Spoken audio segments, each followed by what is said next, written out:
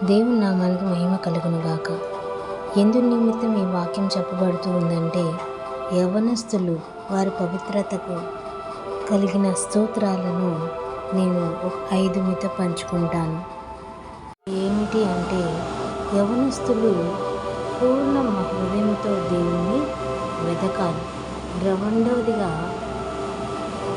హృదయము దేవుని వాక్యంతో నింపుకోవాలి. మూడవదిగా, దేవుడు ఇచ్చిన ఆజ్ఞలను విడిచి తిరగక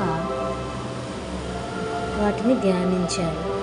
నాలుగవదిగా, దేవుని న్యాయ విధులన్నిటినీ మరి ఐదవదిగా, సర్వ సంపదలు దొరికినట్లు దేవుని శాసనములను బట్టి సంతోషించాలి.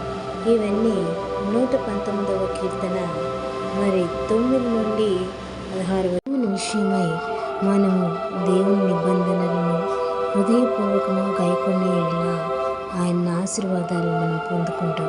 ఈ దినాల్లో యవ్వనస్తుల చేత ఎంతో మంది బాధపడుతున్నారు. దేవుని వాక్యం ఎంతో విలువైనది కనుక మరి ఆ వాక్యానుసారంగా జీవిస్తూ వాక్యము చేత సరిచేయబడుతూ మనల్ని ఆయన కొరకు సిద్ధపరచుకుందాం. ఆమేన్. దేవుడి కొద్ది మాటలు దీవించును గాక.